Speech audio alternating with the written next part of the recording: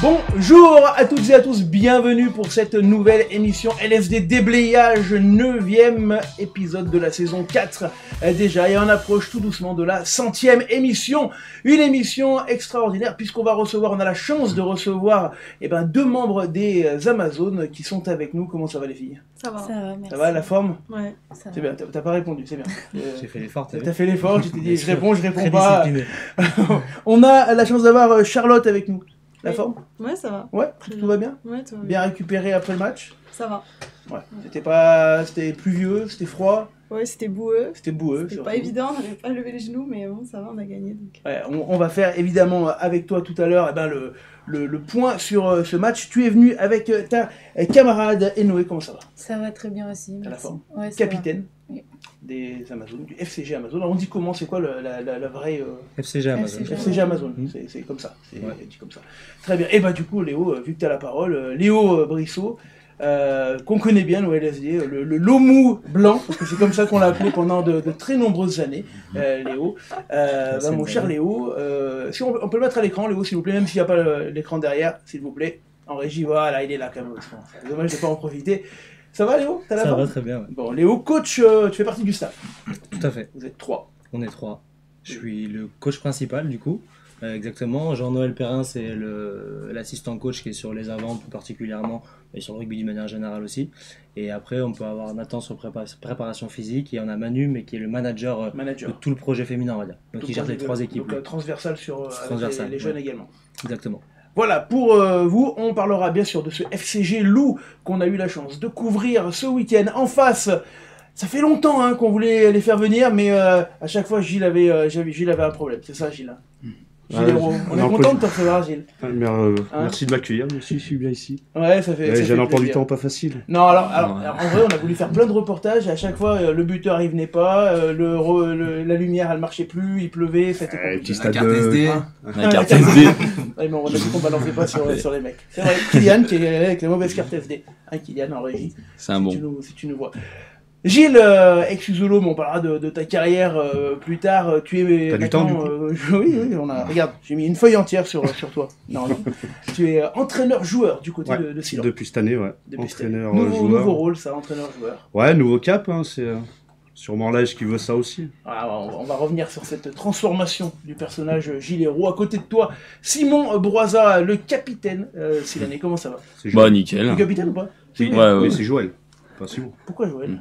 Non, c'est plus lui Joël, mais après il y a... Si tu veux, on peut t'appeler Jojo. C'est Jojo. Ouais, c'est Jojo. Et lui, ce sera Joël. C'est son surnom. C'est vrai, Jojo? Ouais, mais on se l'échange, alors on sait pas trop... C'est l'ancien, du coup je lui laisse un peu le choix. Voilà, la famille Broisa, on en parlera tout à l'heure, une famille du rugby de la zone, de la région Bièvre en tout cas. Et puis Norbert Micou, également coach de Silan. Coach depuis la 2e année. Merci de nous accueillir en tout cas. Voilà. Et toi, tu es tatoué Silanais sur les fesses. Tatoué de partout. Je suis rouge et bleu. Tu nous montreras ou pas tout à l'heure? Peut-être. Les amis, on va bien sûr, comme chaque week-end et chaque lundi, retracer les résultats du rugby. On recommence avec très rapidement la Régionale 3 Poule 7.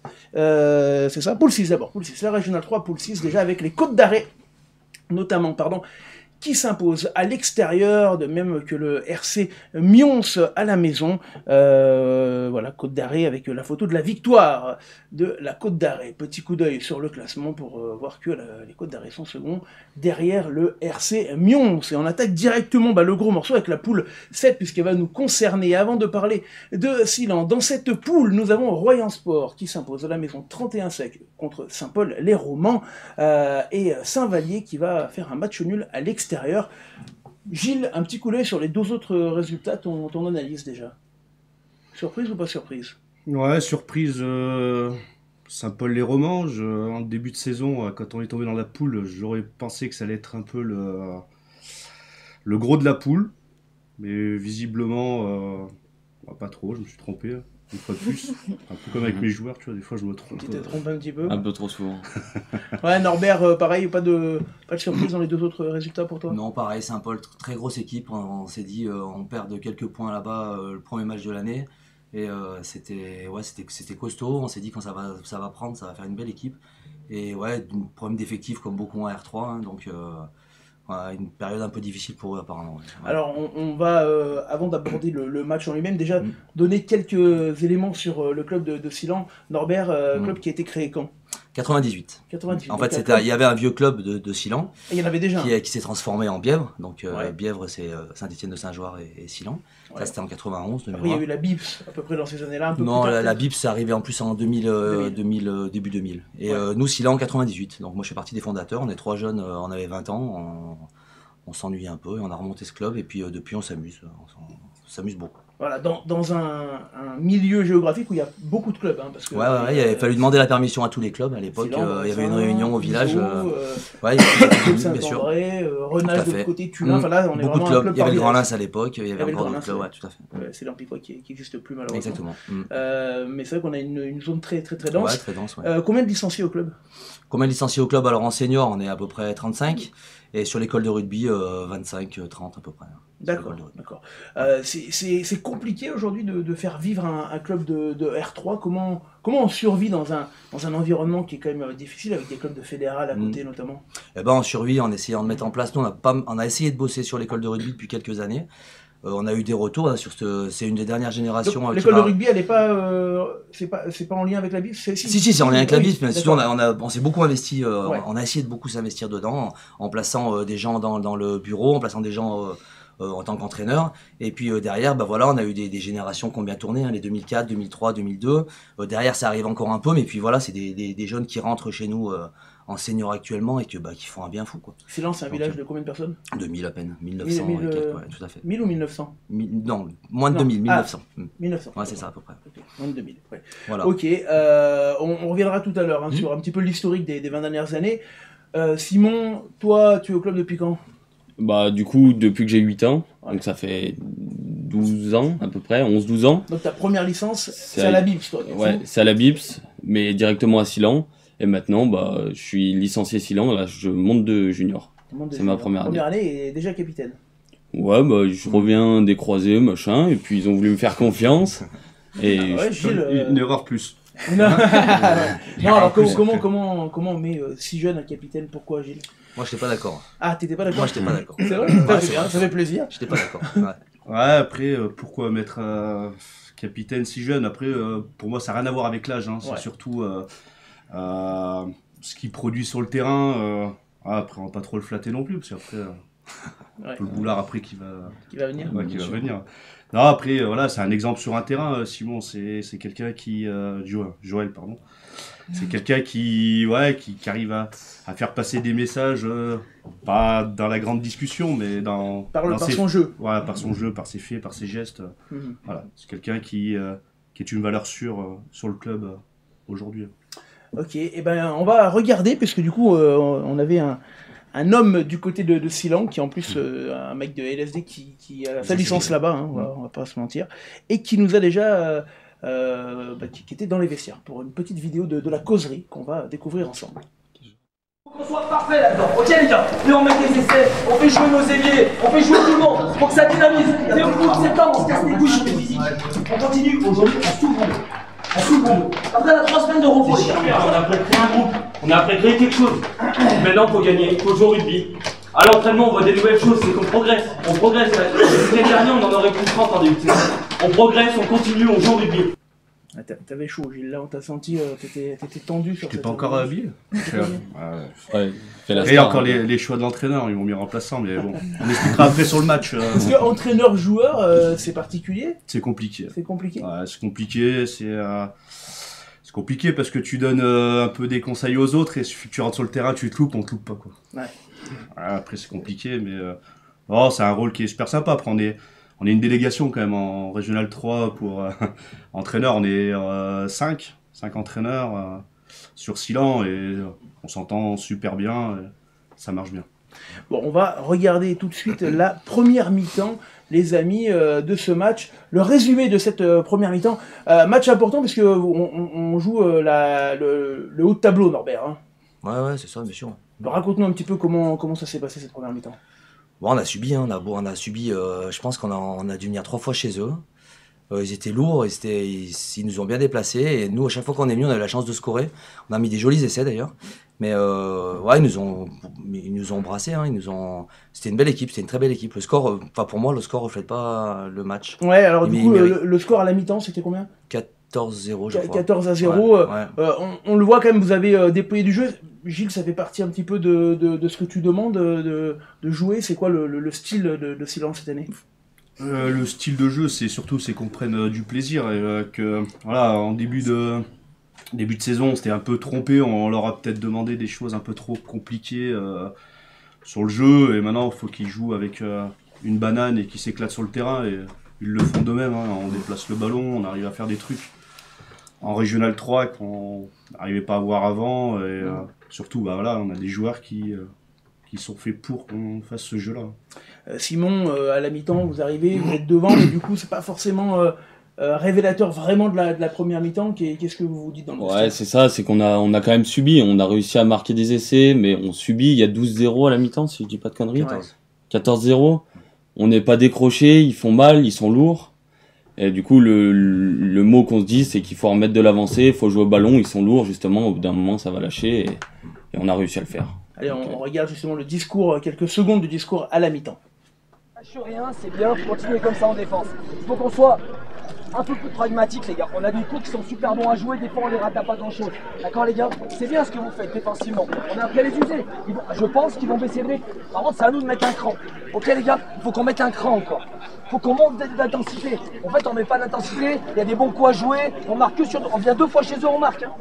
On passe le temps chez nous. Hein. Les gars, c'est pas normal. On subit depuis tout à l'heure, on subit. Il faut qu'on soit un peu plus agressif en défense. Les gars, vous m'entendez ou pas? Plus agressif en défense. On fait rentrer les cadres en même temps. Ouais, c'est ça. Parce que tu étais rentré à la mi-temps, Régine? Du coup, On tu t'es a vu auto comme fait il rentrer était ou pas? C'est quoi Ah, bien sûr. Tu t'es dit... c'est ça? On a vu comme il était concerné, en plus, avec cette doudoune là. Tête d'endormi. C'est froid un petit peu. C'est froid. Il comprendra quand il sera vieux. Ouais, tu verras. Par contre, Ok, après, il y a l'expérience qui arrive derrière. Tu vois. Alors, on a vu en tout cas l'impact de l'entrée de Gilles Héron, avoir les images de la seconde mi-temps. On me rappelle, vous avez marqué 4 essais, hein, Caillon qui te fait Blayer, bouger Kaila par 2 fois, c'est ça, et Ract pour le 4e essai. Finalement, ça s'est mieux passé, Norbert en seconde, peut-être une différence physique aussi. Hein. Bah disons que, je sais pas si les compos apparaissent pas, mais on est très Gilles jeune. qui a fait la différence peut-être, Ouais. on peut le dire. Alors, toi, je vais à l'opposé de ce que tu vas dire, on est très jeune. On est très jeune, je vais pas dire de bêtises, mais en gros, c'est tous les jujus que j'ai eu la chance d'entraîner il y a quelques années. Et ouais, bah ça paye quoi, c'est jeune, ça joue ils jouent ensemble depuis tout le temps, moi je me régale quoi. Ils aiment le ballon. C'est l'ADN, c'est jouer comme un juju quoi. Alors Simon, ça fait partie de cet ADN de la Bible. On parlera tout à l'heure un petit peu de la Bible, mais et de ce qui marche bien à la Bible et de ce qui marche moins bien, notamment le fait que comme il y a 3 clubs, ça nourrit trois clubs différents, donc ça sépare aussi des jeunes qui jouaient ensemble. Ça c'est quelque chose dont on parlera tout à l'heure. Bon, ce niveau R3. Comment tu le trouves finalement, toi, le passage de Bips à R3? Bah moi j'ai été surpris. Bah déjà c'est forcément au passage en senior, donc ça cogne plus fort quand même.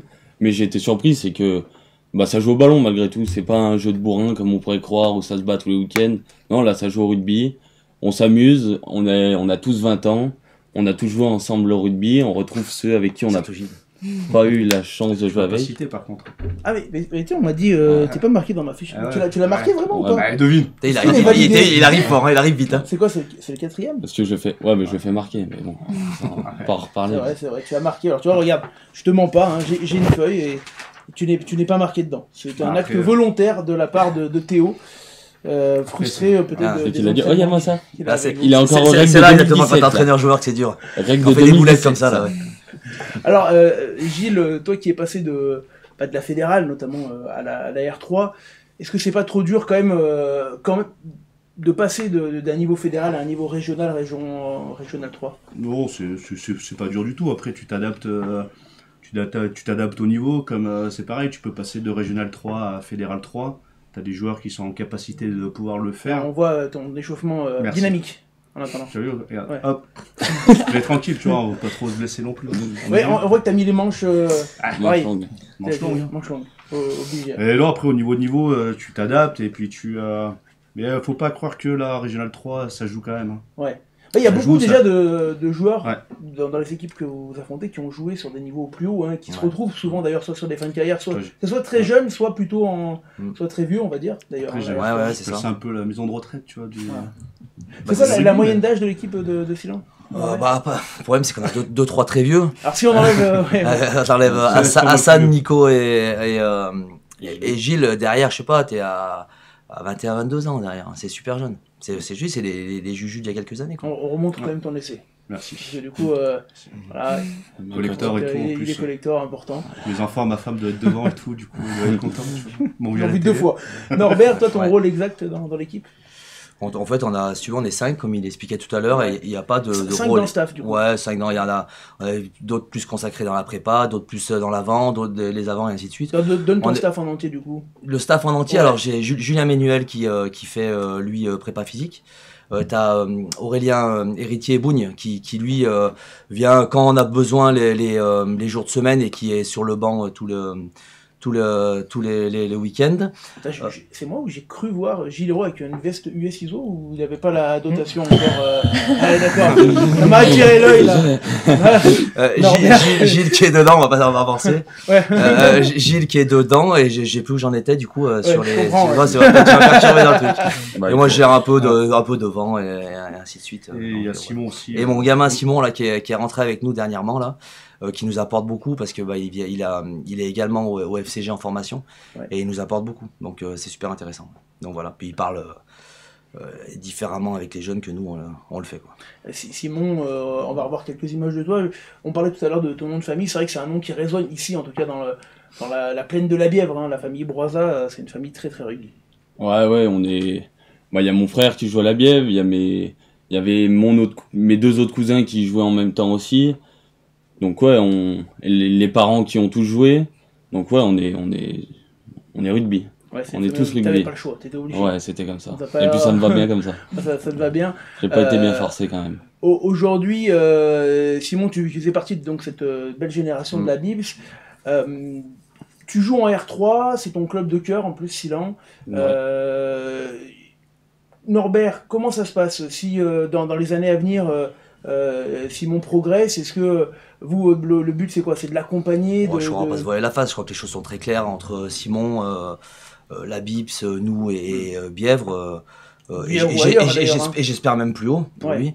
Mais non, les choses sont très claires. Il fait ce deal qu'il y a à la Bips, il est chez nous et c'est son club de cœur, donc je pense qu'il y prend plaisir. Ouais. Il a déjà une double licence avec la Bièvre. Ouais. Ça communique beaucoup, ça marche bien avec ce club. Et du coup, on en discutait l'autre soir, alors c'était tard, mais la discussion était très honnête et il va aller la Bièvre l'année prochaine avec son frère. Et puis Ouais. voilà, c'est Ça fait pour nous, partie du nous chemin. voir Il voir a- des il a gamins de donné Silan, son- il a toi donné comme de son Baptiste, temps à ouais, son tout à club de fait, bien formation. sûr. Comme Baptiste l'a fait il y a quelques années, il était chez nous, il est parti en double licence avec la Bièvre. On est content de voir évoluer nos joueurs à ce niveau-là, il y a aucun problème. Et comme tu expliquais tout à l'heure, pourquoi pas revenir en fin de carrière, Ouais, pour rejouer boucler. chez nous. C'est très ça, finir, boucler le. C'est ce qui permet aussi au exactement. petit club du coup d'exister. De vivre, ouais, c'est ça. de vivre. Nous aujourd'hui on a cette chance d'avoir ce vivier jeune, mais voilà, c'est dur la formation aujourd'hui, donc voilà, et l'objectif est qu'on les retrouve un peu plus tard. Ouais. Ok, on va regarder le classement, s'il vous plaît, de la poule. Poule alors pas poule de brassage, mais première phase, hein, on Ouais, va dire, première phase. de R3. Vous êtes pour l'instant leader, plutôt bien parti, même s'il y a des matchs en retard. Hein, Il y a un match pour, en retard de Royan qui ouais, va de Royan. jouer ce week-end. Ouais. Il vous reste un match, c'est ça? Royan. Il Bah, nous reste Royan. à une finale de poule. Hein. Donc si vous la gagnez, vous êtes sûr de vous Ouais. qualifier pour... Quoi qu'il se pour passe les pour eux la playoffs. semaine prochaine, on jouera une finale le 7 janvier contre eux. C'est quoi les objectifs? Quels sont les objectifs du club, Gilles, sportivement cette année? Moi, les objectifs, elles étaient compliqués. L'été dernier, c'était très compliqué Vous parce savez qu'on pas avec sait, combien de tu repartais ouais, des on savait joueurs pas combien on allait repartir. On s'est fait un peu dépouiller, on s'est fait un peu attaquer, je dirais, au cœur du village. C'était compliqué sur le début de saison. On enchaîne par 2 défaites. Je me voyais déjà aller chez Pôle Emploi chercher un autre club. Ouais. Non, maintenant les objectifs sont clairs. On va plus voiler la face. Hein, c'est finir dans les premiers, puis aller gratter tout ce qu'il y a à gratter. Ouais, donc peut-être aller jouer une finale au moins de secteur. Oui. C'est que la dernière finale, c'était à Lediger, c'était il y a pas si Alors nous, on n'est longtemps. pas de ce côté-là cette année. Hein. Nous, on est Ah oui, plutôt vous êtes côté côté Drôme, Drôme. si j'ai Côté compris Drôme. le fonctionnement. Ouais. Moi, je dirais un peu plus loin. Je dirais Donc même ça que ira à Pompidou pour faire les ouais, finales c'est ça. de secteur. Les objectifs ont changé, puisque nous, le discours qu'on a eu en intersaison, enfin avant mois de mai-juin, quand on rencontrait tous nos joueurs, était de jouer un haut de tableau R2, pour être clair, hein, pour être honnête, et l'intersaison s'est très mal passé. Et du coup, on a revu nos objectifs à faire vivre le club déjà, premièrement. Ouais. Et ce qu'on est après faire, même si les victoires aident Bah, beaucoup. avec un but quand même de revenir un jour en R2. Ouais, le but après, moi, je pris un peu de recul là-dessus et je pense que Ça change pas non plus. ça change la pas. vie Si, d'un c'est club. le jeu est différent, Ouais. il y a des choses un peu différentes, mais moi surtout continuer à prendre du plaisir et voilà, et que le club vive, qui est du rugby au village.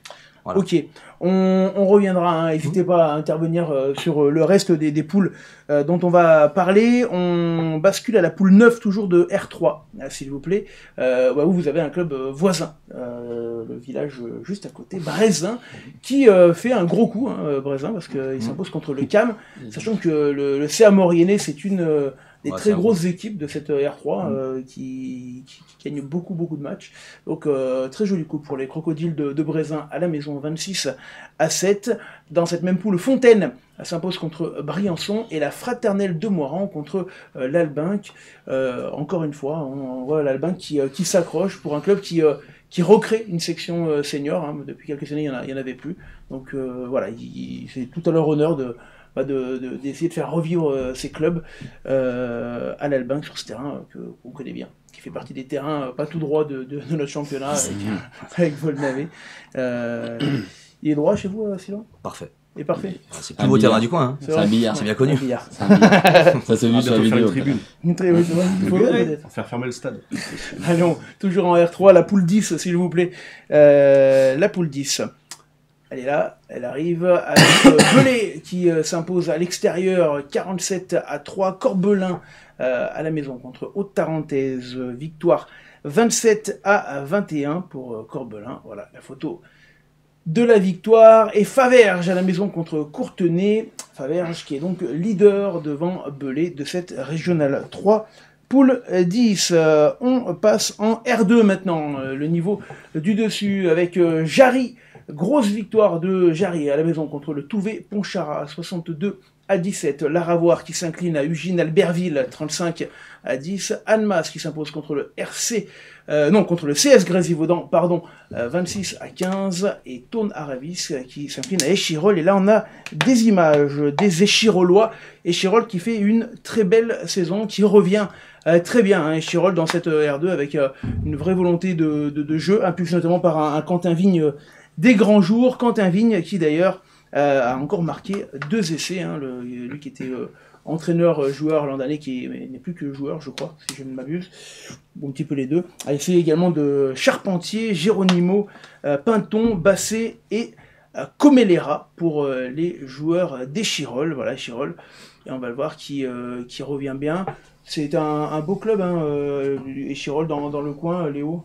Ouais, moi j'ai pu les rencontrer quelques fois, même quand j'étais plus jeune et que je jouais au GUC ou à Saint-Thérèse, je les ai rencontrés plusieurs fois, mais Échirol, effectivement, ça a toujours été une équipe accrocheuse. Jamais simple d'aller à Échirol. Pendant qu'on est avec toi, Léo, toi, ton club de formation, ta première licence de rugby? Première licence, c'est au GUC. Au GUC. Ah, ouais, on en parlera tout à l'heure, pour la R1 du GUC. Après, t'as fait quoi? Après, j'ai fait. C'était GUC Saint-Martin-d'Air, ça commence Ouais. à se rapprocher. Après, mes parents sont partis à Saint-Thérèse, donc Saint-Thérèse. Et là, voilà, Sartreux-Néron, une année en senior, et après, je suis parti suivre les copains à la Bièvre, et je me suis retrouvé du coup 16 ans à la Bièvre. Copains, du coup, À l'époque, il y avait déjà Marc Mussy qui était de Saint-Thérèse, qui était à la Bièvre, Léon Éranger aussi qui partait là-bas, qui était Grenoble et qui Saint-Thérèse qui partait à la Bièvre, Jason Rizzo aussi qui était Saint-Thérèse qui partait. Donc voilà, j'ai suivi copain Mathias Charot aussi qui était à la fac avec moi. Ouais. 10 ans à la Bièvre? Et j'ai fait 10 saisons à la Bièvre jusqu'à arrêter. Jusqu'à arrêter pour prendre... Pour raison professionnelle. Pour raison professionnelle, ouais, ça, Pour on en raison parlera tout à professionnelle, l'heure. sur la Ça va côté. être important d'évoquer ça. On va parler de la R2, s'il vous plaît, la R2 poule 3. Alors, avec les résultats et la Côte Saint-André, là aussi on a des images de la très grosse victoire de la Côte Saint-André, 67-0. La Côte Saint-André, Norbert, Gilles, c'est un club du coin aussi qui travaille très bien, notamment avec les jeunes. Hein. Oui, c'est un club qui travaille très bien et il y a un gamin que j'adore, Antoine Ray, là, que j'ai coaché très longtemps, là, qui doit être un des meilleurs marqueurs, je suppose. Qui a marqué 2 essais ça encore, m'étonne pas d'Antoine, il va à dans 2000, ce match. c'est un super joueur. Il y a 2 essais d'Amaury Gaudin également, doublé pour Varin, doublé pour Villard, Serron, Mathieu et Charvet qui auront marqué. Bon, après 67-0 contre l'équipe de Saint-Donat qui était déjà en difficulté la saison dernière, Saint-Donat, et qui est resté en R2. Je crois, oui, c'est ça, malgré une saison compliquée. Hein. Ils nous ont remplacés. Ah, je sais pas s'ils étaient déjà, en tout cas, eux, ils devaient... Ah ouais. Et c'est un petit peu compliqué. Les joueurs de Christophe Grange et Yannick Lucas Sucieux, défaite à la maison contre Cullin 36-19. Belle victoire de Cullin à l'extérieur. Le RC Grésivaudan s'impose contre Pont-de-Cherruy 52-11. La Verpillière de Christophe Venditti contre la Cévennes 20-11. Et Saint-Égrève, donc Chartreuse-Néron. Mon cher Léo, tu regardes toujours un peu tes anciens clubs, tu as toujours un petit œil? Ouais, toujours un petit œil, ouais. C'est vrai. Toujours un petit œil, histoire de savoir un peu comment les copains suivent, continuent. Et Chartreuse-Néron qui a un joli projet dans cette R2, toujours avec son coach François Jean, dit Titus, passé longtemps par le FCG. Saint-Égrève qui est donc Saint-Égrève le Fontanier, qui est premier devant le RCG Cullin et la Verpillière, la Côte juste derrière dans une poule très serrée devant. Ça c'était pour la Régionale 2, poule 3, la Régionale 2, poule... Non, je me suis mélangé les pinceaux. C'était la Régionale 2, poule 4. Oui, c'est ça. Donc on passe en R1, C'est ça? Je me suis gouré ou pas? La photo. On va passer à la R1. Alors, on va mettre les résultats de la R1 d'abord, s'il te plaît, en régie, excusez-moi. Parce que me parler dans l'oreillette, c'est vrai que on dirait que j'ai un petit problème, mais...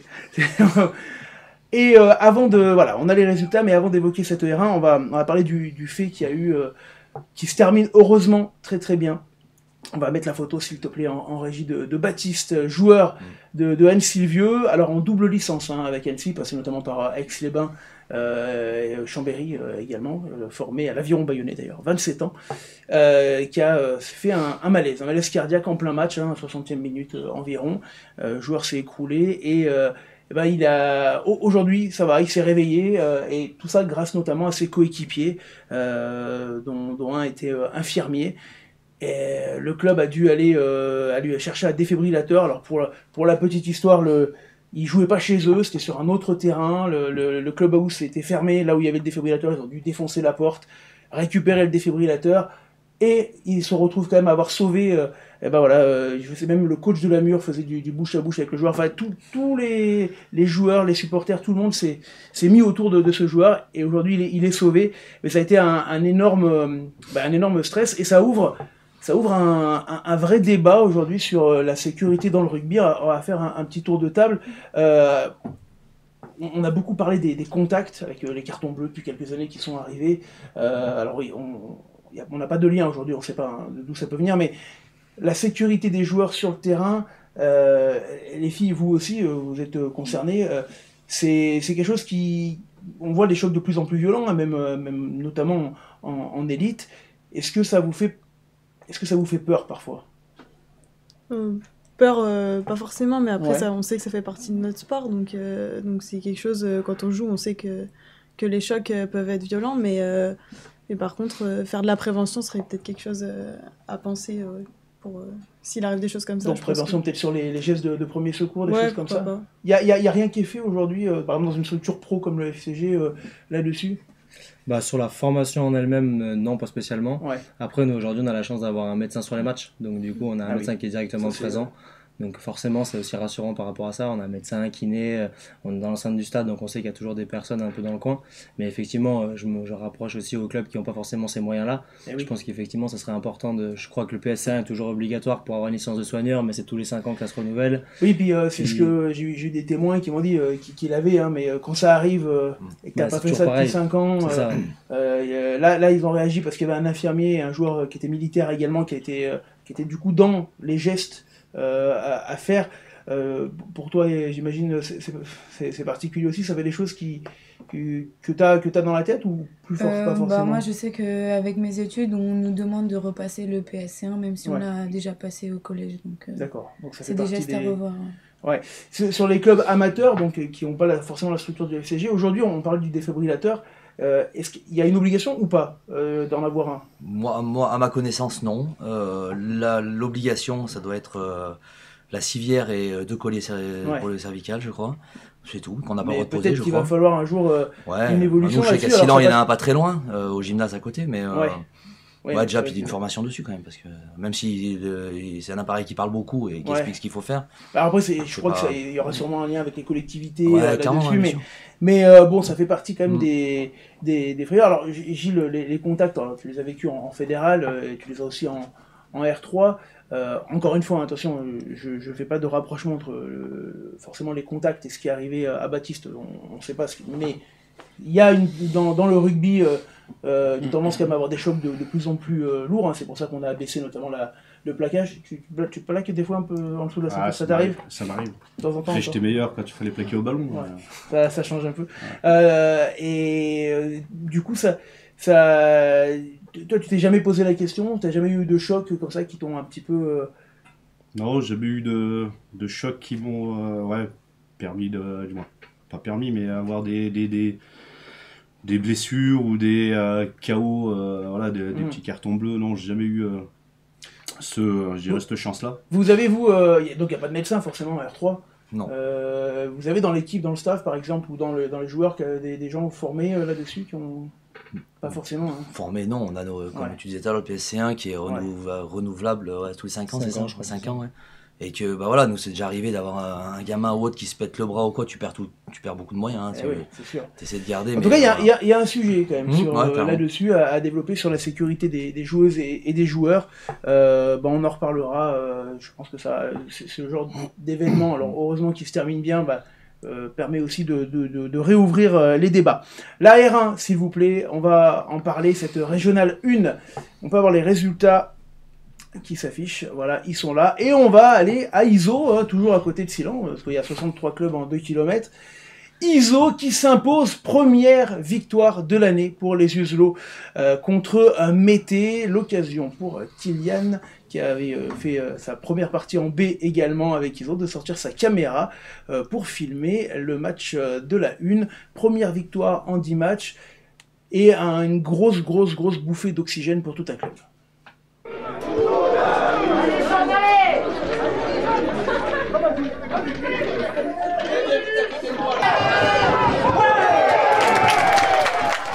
Écoute, celle-là on l'a attendue, elle est arrivée à point nommé. Ça fait des semaines que ça bosse, ça fait des semaines que les mecs ils s'y collent et ça fait des semaines qu'on n'est pas récompensé. Je pense que ce soir on va profiter de ça, on va passer un vrai moment convivial des copains. Cette victoire elle fait du bien au-delà du groupe pour tous ces merdeux, pour le club, tous ces dirigeants qui s'y collent et tout. Elle va faire du bien au moral. Tous les gens qui pensaient qu'un peu on était au fond du trou, c'était le cas, on était dans le dur. Et aujourd'hui on allait la chercher collectivement et je pense que ce soir on va boire 2-3 canons et que ça va faire du bien. Ça va avoir 2-3 grolles. Et puis voilà, faut continuer à bosser parce qu'il faut pas que ce soit un coup d'épée dans l'eau. Voilà, félicitations à tout le monde. Et Nathan Martinez, il me doit toujours 20 balles.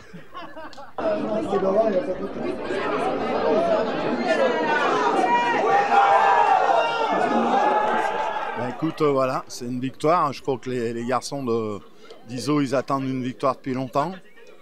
Ils l'avaient mérité il y a 3 semaines. Là, aujourd'hui, ils l'ont eu en allant chercher un essai quasiment sur la dernière action. Voilà. C'est un match difficile dans la boue, beaucoup de défense. Voilà, c'est bien. Ils sont récompensés pour une fois. Et je pense qu'après tout ce qu'ils ont vécu, c'est bien pour eux. Voilà. Bravo à eux en tout cas.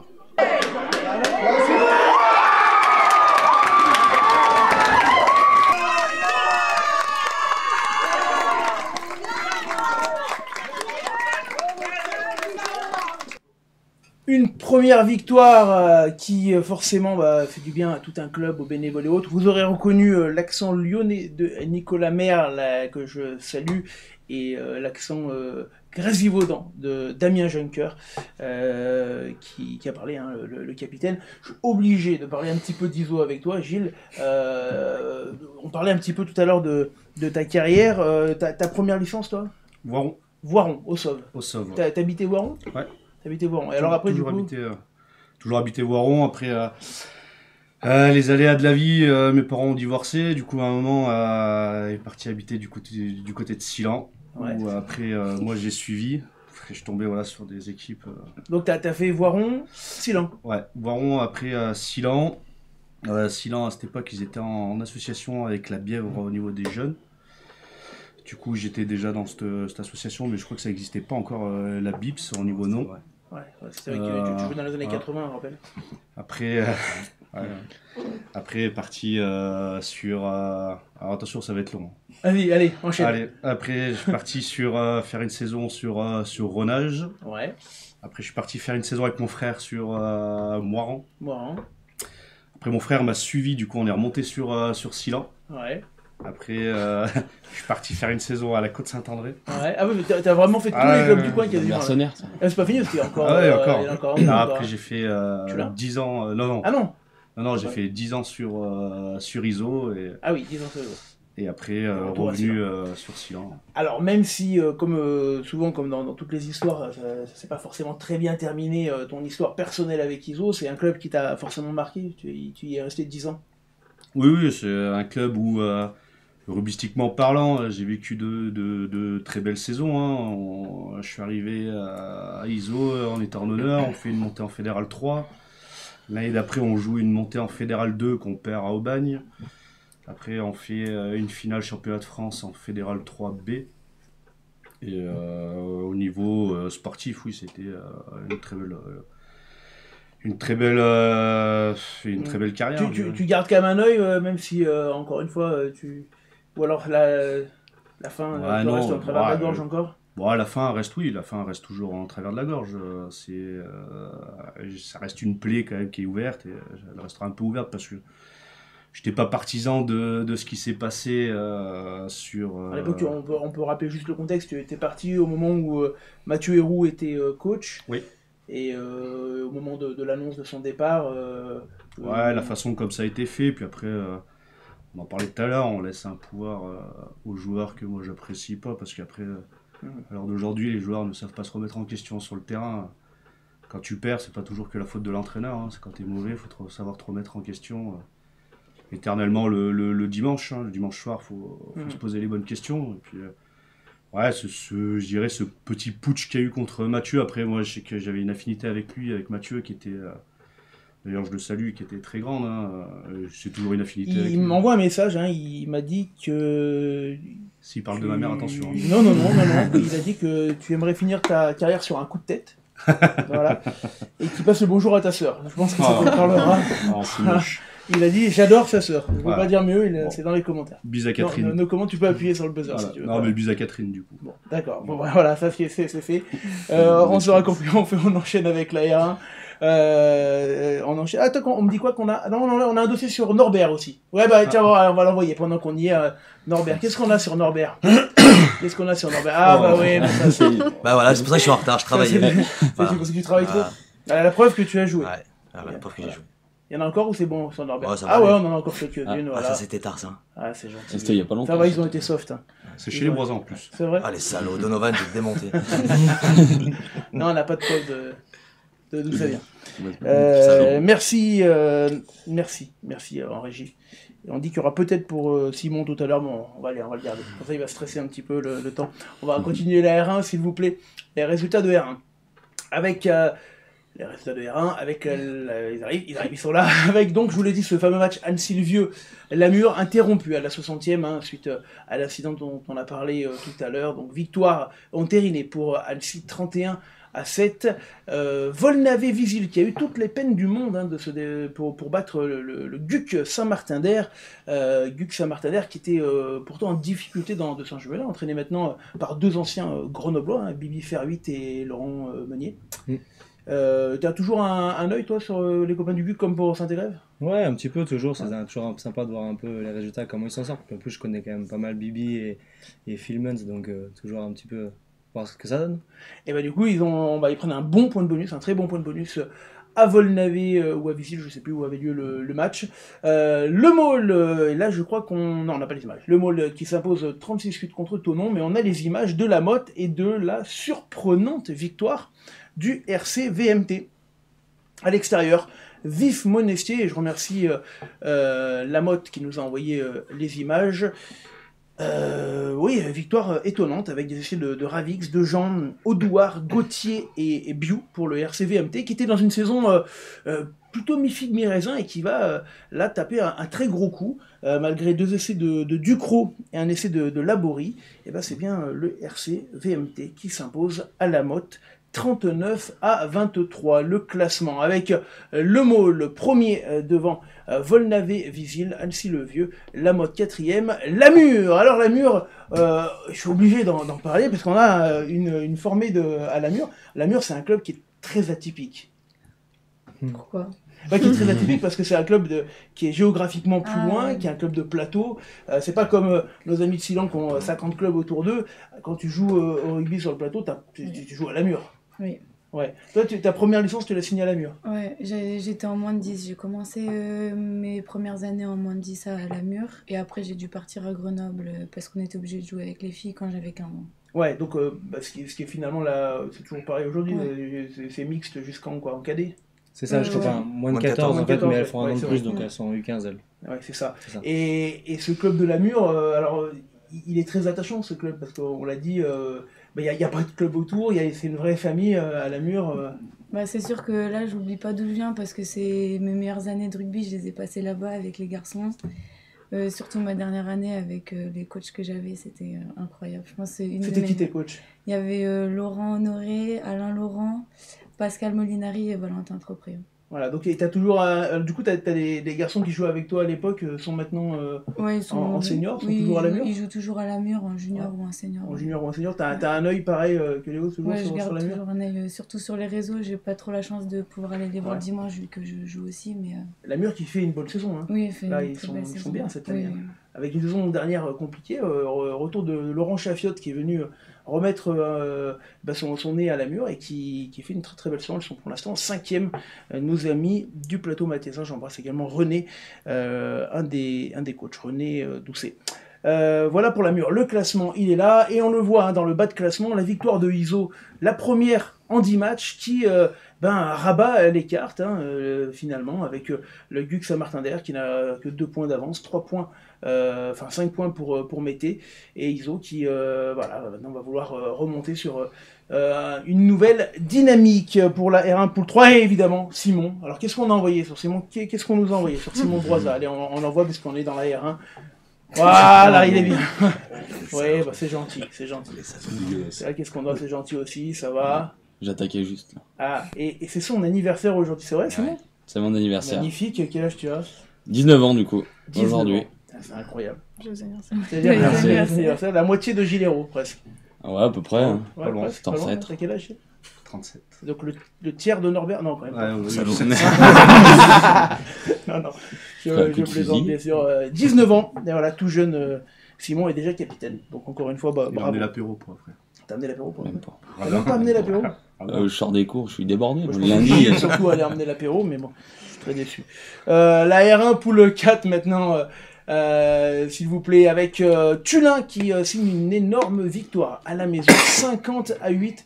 Les Tullinois de Jacques Gouillet et Fred Gioval, qui enchaînent très très bien à la maison. Et vous allez le voir au classement de cette régionale 1, Tullin qui est pour l'instant dans les 4 premiers, Tullin qui descend de Fédéral 3 comme Iso tout à l'heure, derrière Emeux qui est leader devant Rodia et la Voulte 4e de cette poule. Priva par contre, un peu comme Iso, a eu du mal à vivre sa descente, ils jouent en Fédéral 3 la saison dernière et puis ils sont pour l'instant dans les derniers de régionale 1. On enchaîne s'il vous plaît et on monte avec la Fédérale 1 féminine. Tiens, Fédérale 1 féminine avec la défaite du CFBJ 19-18 à l'extérieur. Le championnat les championnats, mesdemoiselles de rugby féminin qui se structurent petit à petit avec, ça y est maintenant, l'élite 1, l'élite 2, la Fédérale 1, la Fédérale 2. Ça commence enfin à ressembler, à avoir une vraie structure de championnat qui va pousser un peu à la performance, Charlotte. Oui, ouais, c'est il y a des assez gros écarts encore entre les équipes, mais c'est bien parce que il y a de plus en plus de filles qui sont licenciées, donc ça pousse les équipes à faire des équipes féminines et même dans des petits clubs à se développer. Ouais, parce qu'on voit de plus en plus de structures féminines qui sortent de partout. Moi, j'ai forcément une question. Comment vous êtes venue au rugby, toi, Charlotte? Qu'est-ce qui t'a fait venir au rugby? Moi, c'est un cycle découverte avec l'école. À l'école. Ouais. Et du coup, il y avait des entraîneurs qui venaient et ils m'ont dit oh, viens tester au club et j'ai plus lâché. Alors, ton premier club à toi? C'est l'AS Gran, dans la Drôme. Dans la Drôme. Ouais. Et après, du coup, t'as fait quoi alors? Après, je suis partie en sport-études à Chambéry. Au lycée Monge, avant, il n'y avait pas les académies avec Grenoble. À quel âge t'es partie du coup? Je suis partie à 13 ans. Ah oui, assez jeune déjà. Ah oui, donc t'es partie très tôt, loin de chez toi alors? Ouais. Ah, j'étais à 2 heures de chez moi et j'étais à l'internat et du coup j'ai fait sport-études du coup à Chambéry et après jouer en parallèle après avec les cadettes à Grenoble. Ouais. Et après senior à Grenoble. Ouais, après t'es resté du coup au club et toi de ton côté. Alors du coup Lamur et après Lamur. Ouais, moi du coup j'ai commencé à Lamur, après je suis partie à Grenoble rejoindre les cadettes. J'ai eu la chance d'être en académie aussi pendant 3 ans et après pareil je suis montée en senior. Léo, ce rugby féminin, on le voit qu'il se développe. On le disait tout à l'heure, il y a des structures féminines qui arrivent un peu partout. Là, on parlait du CFBJ. Je sais qu'à Voiron, ils avaient fait un travail dessus. La Côte-Saint-André. La Côte, ouais. La Côte Très belle équipe, la Côte. qui a lancé très bien. qui tourne très bien. Et je crois qu'il y a du monde. Hein. Ouais, beaucoup de monde. En plus, dimanche. Il y a eu une belle journée chez eux dimanche. Ils ont commencé à 10h ils ont par fait, les cadettes, ils ont fait tout le monde, féminines. Ils ont fait le grand ça attire beaucoup de monde. Ouais, c'est vrai que c'est bien, il y a enfin un réservoir qui commence à se créer, Léo, aussi dans le rugby féminin. Ouais, complètement, il y a un réservoir qui se crée et surtout il y a un réservoir qui se crée de plus en plus jeune. C'est-à-dire que sur les années, un petit peu leur génération, voire un petit peu avant, les joueuses commençaient très tard. Elles commençaient à 16, 17 ans quand elles étaient avec les filles. Et après, ça a commencé à se démocratiser de plus en plus jeune. Et là, aujourd'hui, sur les écoles de rugby, même en moins de 12, moins de 10, on voit de plus en plus de filles. Donc c'est très positif pour le développement du rugby. Là, vous avez quel âge? 18 ans. Vous aurez 18 ans? 21. 21. La moyenne d'âge des Amazones de l'équipe 1, Léo? 18 ans. Ouais, 18 ans, capitaine, c'est vrai. 21. C'est pas la jeunesse qui. C'est ça. 21 et demi, mais pareil, on a quelques-unes qui tirent vers le haut. Mais... Ouais, ça reste très jeune comme moyenne d'âge pour l'équipe 1, pour l'équipe élite, ouais. Et l'équipe élite 2. Enfin, l'équipe réserve, pardon, excuse-moi. L'équipe réserve, j'ai pas la moyenne d'âge comme ça de jeune tête, encore. mais c'est un peu plus âgé. D'accord, c'est un peu plus âgé. Ouais. Et oui, d'accord. Donc après, du coup, on bascule sur les cadettes. Les cadettes, donc moins de 18. Qui sont moins de 18. Ouais. Qui sont toujours au FCG. Et après, en dessous, du coup. Et en dessous, c'est les moins de 14. Donc, il y a pas encore. Est-ce que ça va bouger, ça? Est-ce qu'on va bientôt avoir des sections féminines avec des championnats sur des âges de moins de 16, de moins de 15, de moins de 14, pas encore? Non, pas à court terme. Aujourd'hui, il y a quelques clubs qui arrivent à se structurer en faisant des moins de 15 féminines. Je pense à Blagnac, je crois, par exemple, qui est ce genre de club dans le sud-ouest. Et elles jouent contre qui alors? Il y a plusieurs équipes. Ouais, elles arrivent quand même à avoir. Ou contre des équipes masculines. Ou aussi contre les garçons, c'est-à-dire qu'elles sont inscrites dans le championnat moins de 14. Mais elles ont une équipe U15 que féminine. Ils arrivent à féminiser des équipes, ce qu'on n'arrive pas encore à faire aujourd'hui. Mais on en a de plus en plus sur les écoles de rugby, donc c'est positif. Et pour la parenthèse, Enoé, qu'elle n'a pas précisé, mais on avait commencé à l'avoir un peu aux entraînements moins de 14. Moi, à l'époque, j'étais sur les moins de 14. Et donc déjà, elle venait un petit peu sur un entraînement par semaine. Et comme ça, on essayait de récupérer comme ça une joueuse ou deux des clubs du coin pour les faire jouer en super challenge avec les garçons. Pour essayer de gagner un petit peu de temps aussi, parce qu'on sait que ça pousse bien les garçons et que ça fait bien avancer. Au total, il y a combien de filles à Grenoble, si tu prends toutes les licences féminines? On est 35 en senior, on est 40 en réserve, enfin en senior, en élite, 35 en réserve, et il y a encore une quarantaine en cadette. Ouais, ça fait quasiment 120, ça fait 120 joueuses à peu près. Et après, on rajoute FCG. toute celle de l'école de rugby, du coup, ça fait encore une bonne dizaine de plus. Alors, les clubs à côté, on a le GUC. Les Cox, dont on va parler dans quelques minutes. Il y a Bourgoin, qu'on a vu en fédéral. Et après, c'est tout.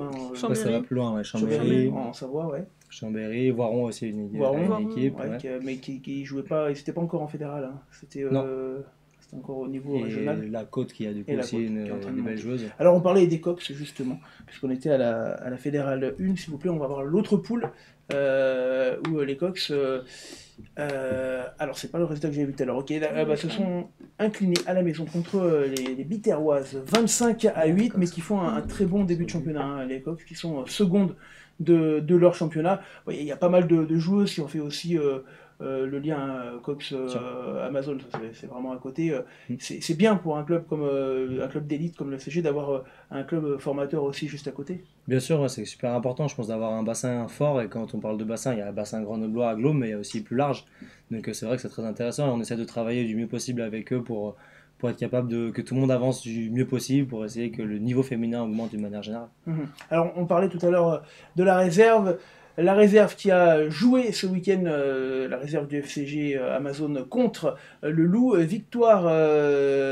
Non, c'est pas ça, les gars, ça c'est l'élite. Ouais. Non, c'est la réserve. C'est même ça. Non, c'est 10-10. C'est 10-10, ah oui, c'est bien ça, c'est pas ça.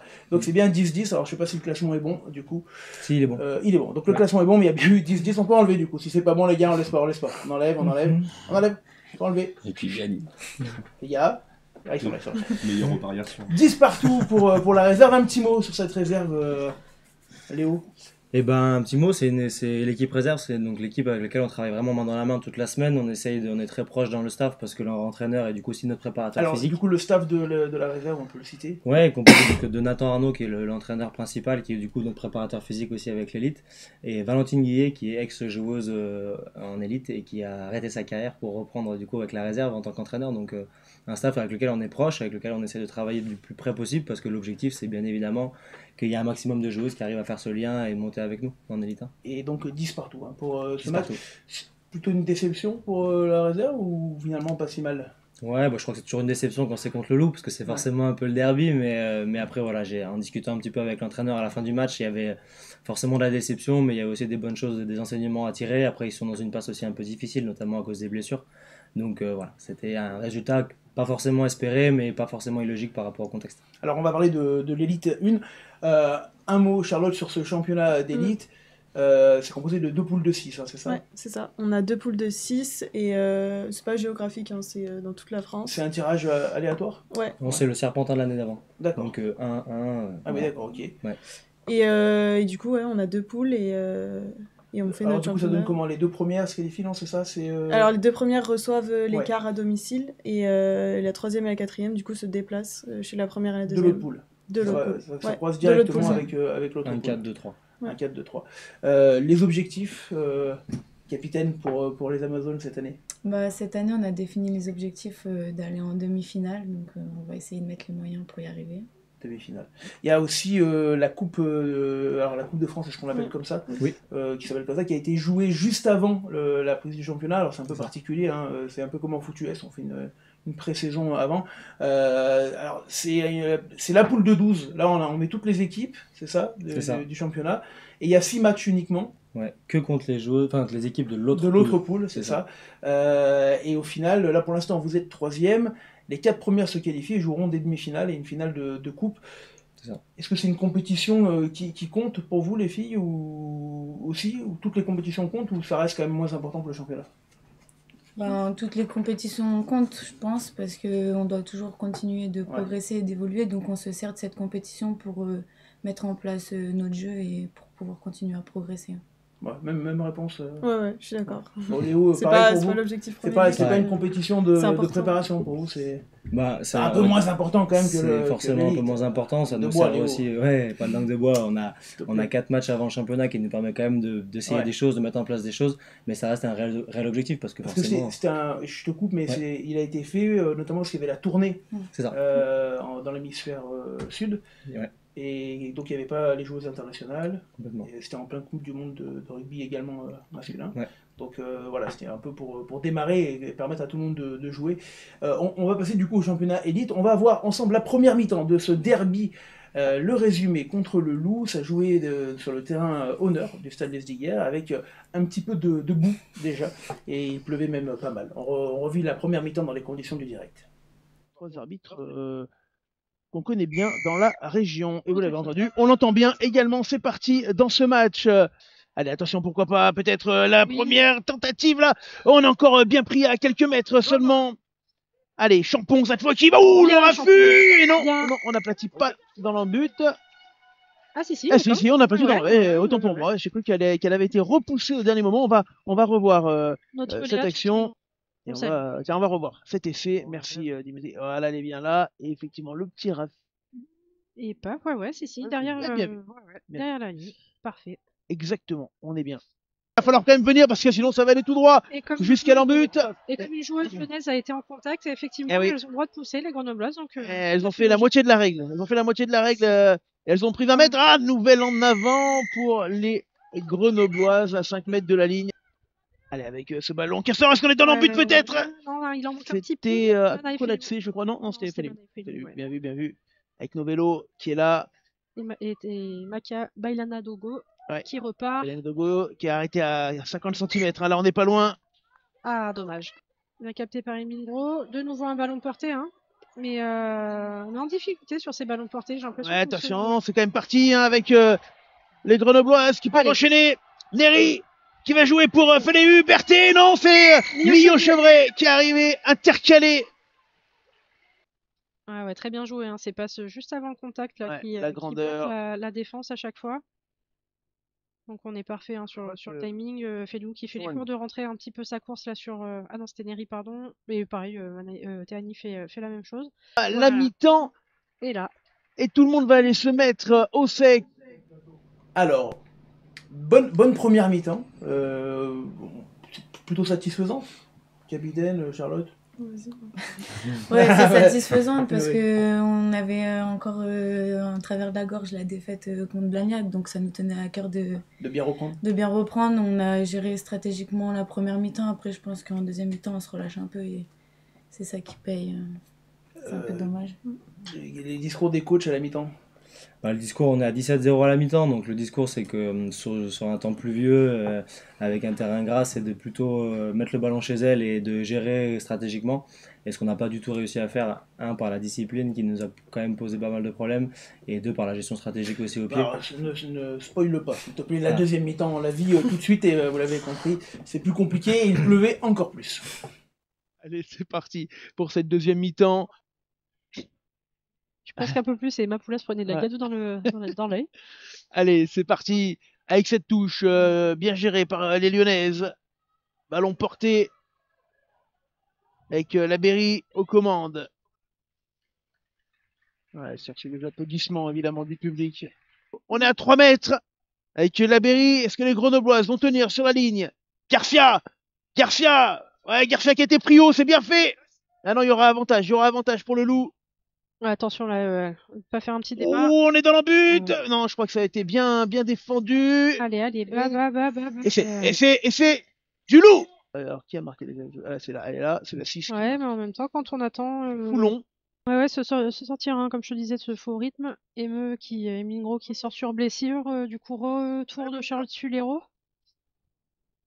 Allez, on enchaîne, attention, ce nouveau ballon, le jeu au pied des Lyonnaises. Et on va aplatir, renvoi dans but. Heureusement qu'il est là. Attention, parce que elles vont aller le chercher, ce point de bonus. Et on peut pas dire que c'est pas mérité, elles sont pas dans le but. Non, par contre, faut faire attention sur les bords de rec, là. Charlotte reste vigilante.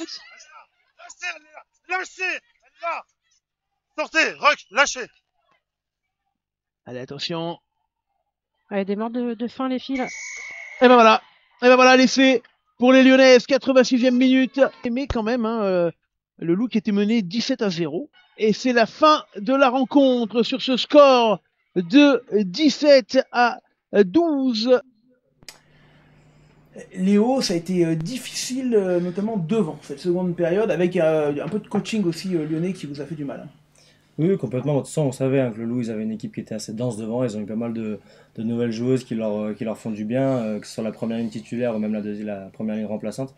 Donc on savait qu'ils allaient mettre de la densité. Après, je pense qu'on les a bien aidés à pouvoir mettre leur jeu en place avec, comme on le disait, une gestion stratégique et une discipline en difficulté sur la deuxième mi-temps. Parce que votre jeu, Charlotte, vous, c'est plus un jeu de mouvement. Généralement, le terrain, il n'était pas forcément à votre avantage. Ouais, jeu de mouvement, je sais pas. On a un bon pack devant, donc on s'appuie pas mal dessus aussi.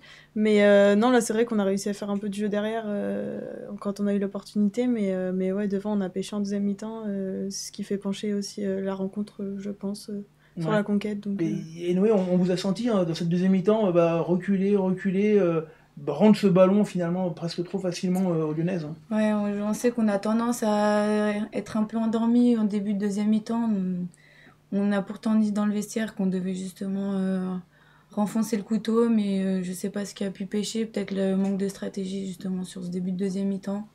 Puis après, on a continué à subir. Donc, on va se servir de ces matchs pour pouvoir progresser et tenir la stratégie pendant 80 minutes. Léo, le stade Les Diguères Pour tous ceux qui ont connu le FCG là-bas, c'est un endroit qui est mythique. Alors là, forcément, la pelouse n'était pas dédiée au jeu, hein, on va dire, mais c'est quand même particulier de jouer à l'Edgar. C'est un symbole fort quand même. Ouais, bien sûr, c'est sûr que c'est un symbole très fort pour le rugby féminin d'une manière générale. Pour l'équipe de Grenoble aussi, c'est vraiment un symbole fort de jouer sur ce terrain-là, qui a quand même vécu des belles choses rugbystiquement pendant des années. Donc c'est très positif de pouvoir jouer sur ce terrain-là. Bon, ces conditions ne nous ont pas forcément aidés. Ouais, mais c'était dur au pied à trouver les touches. C'est vrai que le ballon était lourd, c'était compliqué. Là, vous risquez de jouer dimanche sur le terrain annexe, c'est ça? Oui, probablement. Qui est synthétique. C'est ça. Ouais. Et vous, les filles, vous préférez? Oui. Bah, on s'entraîne dessus, donc on a des repères, plus de repères qui sont plus forts sur ce terrain. Et toi, Léo, tu préfères lequel pour tes joueuses? Bah, moi, je préfère qu'elles se sentent bien, donc si elles préfèrent le synthétique, il n'y a pas de souci. Les objectifs, on l'a dit tout à l'heure, la capitaine nous a parlé de demi-finale. Est-ce que c'est un objectif partagé par tout le monde?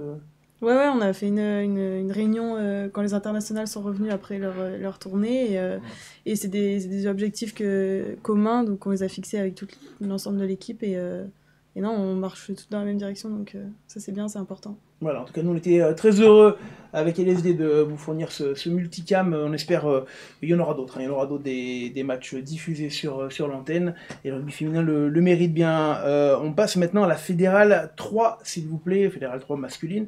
Avec les résultats de la poule 4, la victoire de Pays de Gex à l'extérieur, Belleville qui s'impose à la maison contre Viria dans le petit derby de l'Ain. Au niveau du classement de cette fête 3 poule 4, nous remarquerons que Bellegarde est second, Viria qui est promu, champion Ligora la saison dernière, et troisième, Fédéral 3, poule 5 maintenant, avec quelques clubs locaux. La victoire de Aix-les-Bains, déjà à la maison, contre Tarare, 20-15. L'Asmida, qui fait un beau coup à la maison pour s'imposer contre Beaurepaire, qui est la très belle surprise de l'année, 17-10. Ampuis s'impose à la maison contre Saint-Savin, 33-20. Le CUC s'impose contre Saint-Jean-de-Bournay. Je crois qu'on a quelques images du côté des Saint-Jeanais. C'est des placements quelquefois compliqués pour les hommes de Thomas Trotman et Camille Bobrick, maintenant également dans le staff, qui s'incline. Saint-Jean-de-Bournay qui pourtant a des ambitions cette saison. 3 essais pour les Clermontois, Bousquet par 2 fois, et Bénantard, à noter l'essai de Olida et Noguera pour Saint-Jean-de-Bournay, qui est pas très content de cette défaite.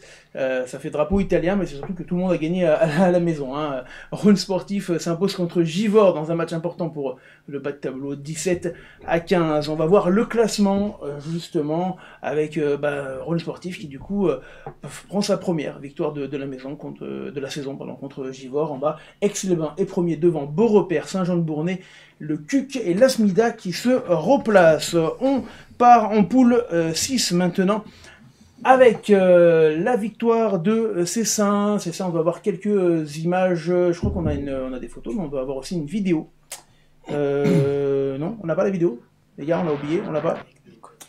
Il n'y a pas de vidéo, c'est pas grave, excuse-moi David qui m'a envoyé la vidéo, mais on a les photos, c'est pas grave, on va se régaler quand même avec Nicolas Bonegro, que vous connaissez bien au FCG, puisqu'il est entraîneur des Crabos. Je dis pas de bêtises, c'est bien ça. Il y a des liens d'ailleurs entre la section féminine et la section masculine. Comment ça, vous pouvez travailler parfois ensemble sur des ateliers spécifiques? Comment ça marche? Surtout à l'académie, ils arrivent à travailler entre eux, que ce soit avec la section ou l'académie justement, que ce soit masculin, féminin. Et après, c'est un peu plus difficile dans le sens où nos horaires correspondent pas vraiment, parce qu'aujourd'hui les filles elles sont pas professionnelles, donc du coup elles ont des journées d'études, de travail à côté, donc on attaque les entraînements forcément après les garçons le soir, donc on a encore du mal à trouver des créneaux pour se croiser, mais c'est l'objectif, on essaie d'y travailler. Combien d'entraînements par semaine? On a 3 plus 1 semaine de match, et il y en a 3 entre midi et 2 aussi. Pour les 2 équipes? Non, que pour l'équipe élite. L'équipe réserve s'entraîne 2 fois voire 3 sur les semaines de match. 3 fois quand même. Ouais. Vous, à Silence, c'est combien? 6. 6, c'est ça. Tu comptes le local. Par mois, par mois, c'est ça. 10 entraînements par mois. Non, 2, mardi, vendredi. Mardi, vendredi. Sans oublier le vendredi, il est sacré. C'est important. Ouais. Quand vous arrivez à être combien de joueurs à l'entraînement Bah, ça dépend entre 18 et 25. 18 et 25. Ouais.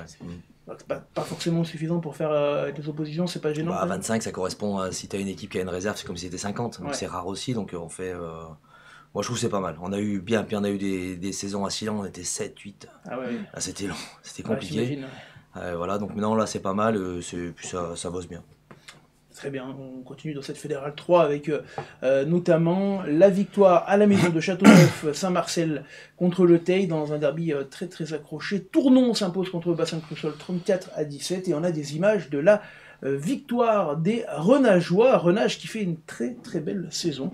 Renage qui va s'imposer à Romans, au RC Romans Péageois. On remercie le RC Romanais pour les images d'ailleurs. Avec 2 essais de Brett et Maxime Marquez. Fugier et Maléval auront marqué pour les Romanais. Voilà le classement avec Aix-les-Bains premier, donc devant Beaurepaire, Saint-Jean-de-Bournay, le Cuc, l'Asmida derrière, on l'a dit. Et puis en fin de tableau, Givors et... Non, ça c'est la poule d'avant. Les gars, c'est pas le bon classement. Je me disais que j'avais déjà... l'impression de déjà vu. Voilà, on y est. Montélimar et Tournon, premier et deuxième.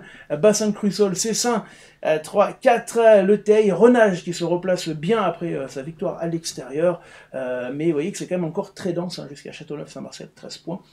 Pour Pont-de-Clé, c'est une saison très compliquée, même si les hommes du président Pierre-Emery se battent chaque week-end, puisqu'ils arrivent quand même déjà toujours à scorer, puis là, c'était pas un très gros score, la défaite de Pont-de-Clé à Cessin. Donc on s'accroche comme on peut du côté des Pontois.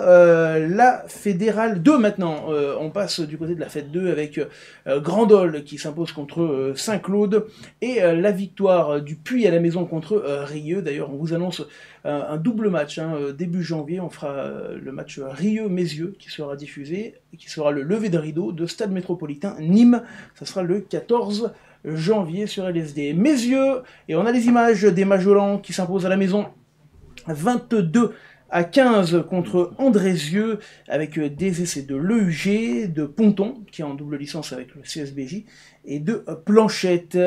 Gaillard marquera 2 fois pour Andrézieux, voilà, dans ce match. Et Mézieux qui doit faire 3 ou 4 victoires consécutives après un début de saison très compliqué où l'équipe se retrouvait dernière ou avant-dernière. Ils remontent et ils sont maintenant 6e de ce classement. Voilà pour la Fête 2. Poule 1, l'autre poule, la Fête 2, poule 2, avec les résultats et la défaite, la 4e en 4 matchs pour les Castors de la Bièvre, avec énormément de blessés derrière. Léo, un petit mot, comme tu as joué dans 50 clubs, je te donne beaucoup la parole là-dessus. Tu as toujours forcément des copains à la Bièvre, c'était ton dernier club, tu y es resté 10 ans. Bon, là, ils sont dans une saison un petit peu compliquée pour l'instant. Ouais, une saison plus difficile, on sait que chaque saison, on remet un peu les cartes sur la table et là, c'est une saison qui est difficile. Effectivement, on parlait de blessures, les résultats sont pas là. Quand les résultats sont pas là, forcément, après, le moral n'y est pas non plus et tout devient plus difficile après. Donc, saison dure pour la Bièvre. Ouais, la Bièvre. Voiron, et là, on a les images qu'on peut envoyer. Voiron recevait un très gros morceau. Monaco, qui après une saison dernière compliquée, Monaco revient très bien. Alors, il s'est pas passé grand-chose en première mi-temps, uniquement des pénalités, et le match s'est emballé complètement en seconde. Alors du coup là je me tourne vers toi, Gilles, vu que t'es voironné, est-ce que tu gardes toi un œil sur Voiron? Plus trop. Plus trop. Tous ceux avec qui j'ai joué quand j'étais jeune, je crois qu'il n'y en a même pas un qui est là dans le... Il n'y en a plus beaucoup, ouais. Ah ouais. À Voiron qui enchaîne en fait surtout des victoires sur des scores étriqués de 2-3 points, mais c'est la 4e victoire je crois de moins de 3 points, ce qui montre aussi du coup la qualité combative de cette équipe. Il y a pas mal d'anciens grenoblois, les qui sont passés là-bas. Il y a Alexandre Dardet notamment, Clément Gelin également. Je sais pas si tu as... Ouais, aussi, oui, c'est ça. Pas mal de joueurs. Et dans ce match, les Voironnais se sont accrochés. Ils ont été menés assez longtemps par les Monégasques. Et comme d'habitude, on va dire comme souvent, c'est Hugo Collia, vous avez vu à l'écran juste avant, Hugo Collia, que vous verrez tout à l'heure, qui a passé la pénalité de la gagne. Tu l'avais eu contre toi, Hugo Collia, c'est vrai que quand il est là, tu sais que tu peux prendre des pénalités à peu près n'importe quand, n'importe où. On sait qu'il est capable de finir les matchs ou de les faire gagner avec son pied. Mais bon, moi je me rappelle que la fois où il nous a fait gagner en ratant la pénalité de la gagne de Voiron, donc je me souviendrai surtout de celle-là pour lui. Ah, tu garderas celle-là en mémoire. En tout cas, c'est une très très belle victoire à la maison. On remercie Maël de l'équipe LSD qui est allé faire les images du côté du stade Géo Martin, avec la très belle vue de Géo Martin, et la pénalité quasiment à 50 mètres de la gagne, à quelques minutes de la fin, pour donc la victoire de Voiron, voilà, qui est très importante et qui permettra, vous le verrez, à Voiron de s'ancrer dans la première partie du tableau. Montmélian s'impose 25-12. Score plus petit que d'habitude pour Montmélian, qui avait l'habitude de mettre énormément de points, et le RCVT qui s'accroche après sa première victoire la semaine dernière en championnat, qui était même pas loin d'aller chercher un bonus, ils ont campé 7 ou 8 minutes dans la fin de match dans le camp, sur les 5 mètres de Montmélian. Bravo au RCVT qui s'est accroché, Montmélian bien sûr pour sa très très belle saison. La très grosse surprise, elle nous vient du côté de Véor, et pour avoir eu le coach vinois au téléphone et son président d'ailleurs, Yannick Saval, président, et Antonin Rosan, coach, on n'était absolument pas satisfait, on n'est pas descendu du bus, on est passé complètement à côté. Alors, c'est assez étonnant, mais Vinet ne joue pas avec son maillot, parce que l'arbitre a refusé le jeu de maillot, donc c'est Véor qui a dû prêter son jeu de maillot extérieur à Vinet, sauf un joueur en blanc, parce que Benjamin Falk, il n'avait pas de maillot à sa tête, donc lui il avait un troisième jeu de maillot, donc il y avait 3 couleurs différentes. C'est un peu comme en volley, Benjamin Falk, il avait son propre maillot. Et Vinet, qui passe à côté de son match. Véor qui avait déjà fait une bonne partie du côté de la Tour du Pin, qui n'était pas payé depuis quelques matchs, marquera par Terrasse, Ponté, Pérez, Bell et Penel. Et c'est Steve Barr et Mathieu Besson qui marqueront pour les Vinois. Voilà pour la Fédérale 2. On note également la victoire de Aubagne, très importante à Saint-Raphaël. Match de Saint-Marcelin étant reporté. Et on va voir le classement. Et pourquoi je vous dis que cette victoire de Aubagne elle était importante, c'est que ça se resserre dans le bas de classement. La Tour du Pin avec 7 points, Saint-Marcelin avec 8 points. Véor, non c'est pas bon le classement les gars. Il est pas bon le classement, il est pas bon puisque la Tour du Pin...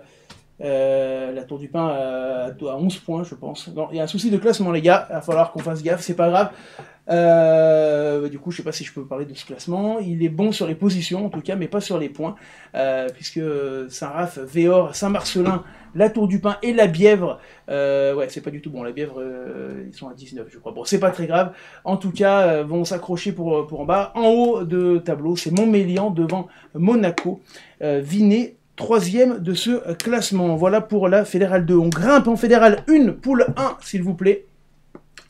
Avec Nuit Saint-Georges qui s'impose devant le PUC 45-20. Nuit Saint-Georges, c'est un bon souvenir pour Léo. C'était une victoire, la montée de la Bièvre en Fédérale 2 à l'époque. 2 matchs reportés. Villefranche qui s'impose à la maison dans cette poule. Le classement, s'il vous plaît, de la fête d'une poule 1. Elle arrive, il est là, avec le Servette de Genève 2e, derrière Orléans.